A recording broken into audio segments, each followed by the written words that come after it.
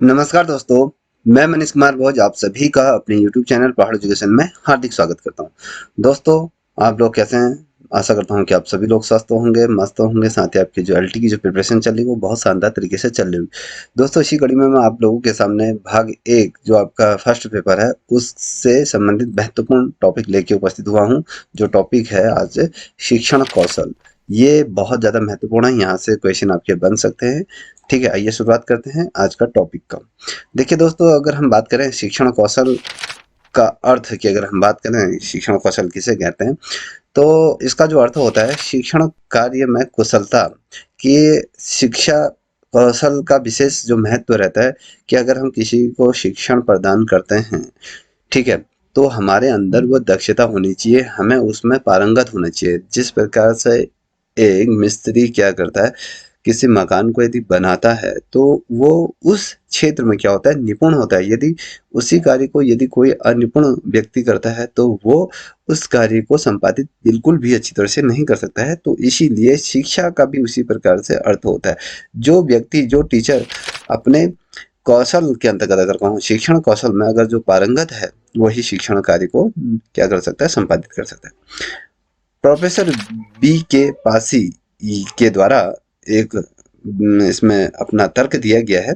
इसका संबंध शिक्षण व्यवहारों का वह स्वरूप होता है जो कक्षा की विशिष्ट और अंत परिस्थितियों को उत्पन्न करता है।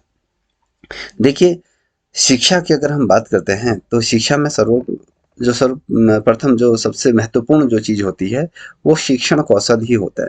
शिक्षण के अंतर्गत जो व्यक्ति है, व्यक्ति द्वारा जो चीज़ें प्रदान की जा रही है, जो गहराई है, जो उसको ग्रहण करता है, उसके व्यवहार का जो स्वरूप है वो कैसा है, जो कक्षा के वातावरण के अनुसार है या नहीं है, उसकी विशिष्टताएँ या कहें उनके अंतर्क्रियाएँ पारस्परिक को उत्पन्न करती हैं। ये तमाम चीज़ें उसके अंतर्गत।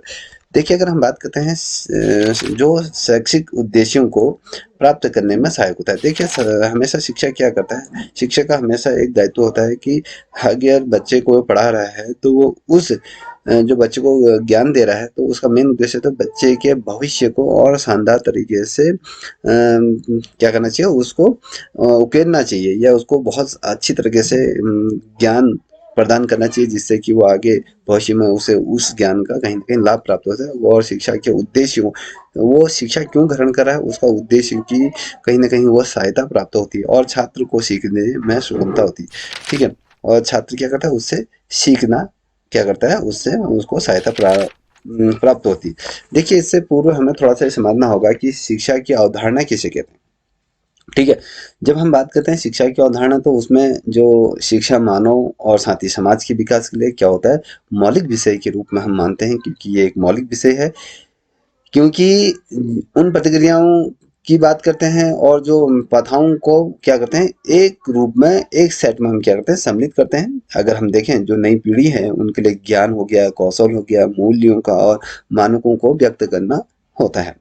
शिक्षा के माध्यम से अगर बात करें तो लोग समाज में सक्रिय और भागीदारी और साथ ही एक आदर्श नागरिक बनाने के उद्देश्य के रूप में कहीं न कहीं एक उपकरण तरह है ये जो शिक्षण की अगर हम बात करें। अगर देखिए शिक्षा का महत्व की अगर बात करें तो शिक्षा लोगों के गठन और एक निष्पक्ष है अगर हम बात करें और अधिक समाजवादी समाज का निर्माण करने में कहीं न कहीं शिक्षा क्या करती है, अपनी महत्वपूर्ण भूमिका निभाती है। और इसके अंतर्गत सीखने के अवसर प्रदान किए जाते हैं और महत्वपूर्ण सोचों को कहीं न कहीं उत्तेजित किया जाता है, सामाजिक समावेश को बढ़ाया जाता है और देश के आर्थिक विकास में कहीं न कहीं शिक्षा क्या करती है, अपना योगदान देती है। ठीक, इतना आप लोग समझ गए होंगे। देखिए, अब बात करते हैं शिक्षण कौशल की अगर हम बात करें उसी के अंतर्गत एन.एल.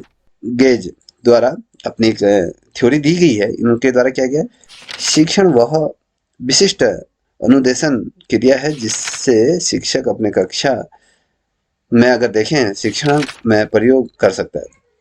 देखिए, अगर शिक्षक इतना समझदार है या उसको स्वयं जिस चीज़ को पढ़ा रहा है उसका पहले उसको पूरी तरीके से ज्ञान होना चाहिए और जो कौशल वो कर रहा है, जो चीज़ें पढ़ा रहा है, वो उसके विशिष्ट अनुदेशन जो उस चीज़ को क्रियात्मक रूप से उसे प्रस्तुत कर रहा है। उससे क्या होता है, शिक्षक अपने कक्षा में जो छात्र हैं, छात्रों के बीच जिस प्रकार की चीज़ें कर रहा है वो एक प्रयोग कर सकता है और देखिए, अगर हम बात करते हैं शिक्षण क्रम की जो विधियाँ होती हैं, विविध क्रियाओं से संबंधित होती हैं। अलग-अलग तरीके से शिक्षक क्या करता है, पढ़ाने की कोशिश करता है, जिसे शिक्षक अपनी कक्षा में क्या करता है, अनुक्रिया में अंतर प्रयोग में लाता है, याद रखिएगा, ठीक है।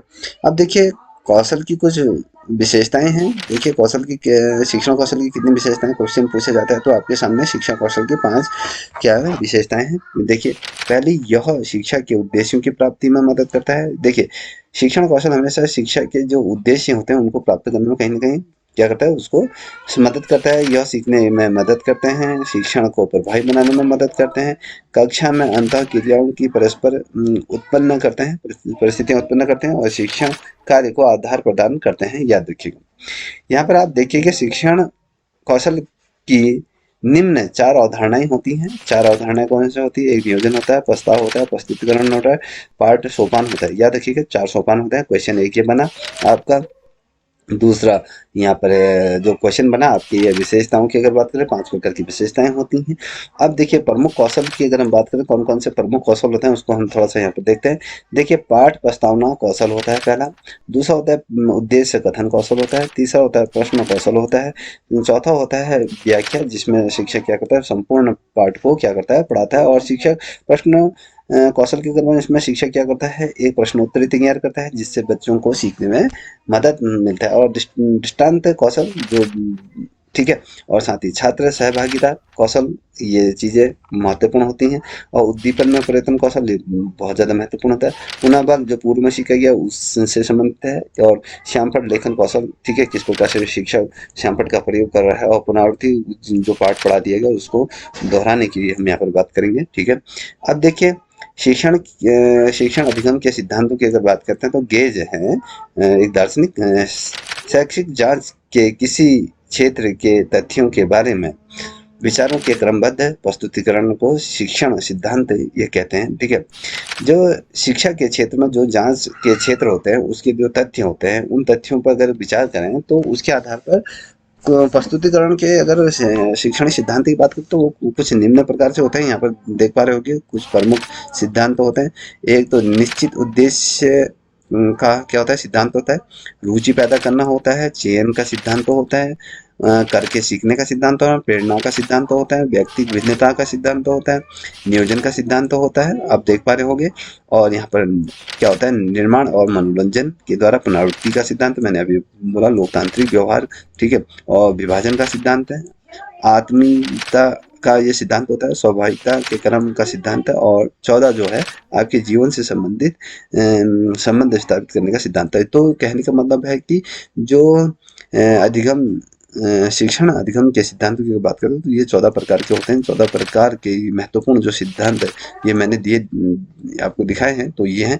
तो क्रमशः इस पर मैं पर्टिकुलर तौर पे एक-एक पॉइंट पर आपको संपूर्ण वीडियो आपको मैं प्रस्तुत करूँगा। अभी तक के लिए इतना ही। यदि आपको ये वीडियो अच्छी लगी हो तो प्लीज़ आपसे रिक्वेस्ट है कि इस चैनल को भी आप लाइक, शेयर, सब्सक्राइब अवश्य करें। साथ ही अपने दोस्तों के साथ साझा करें। तब तक के लिए इतना ही। जय हिंद, जय भारत, जय उत्तराखंड।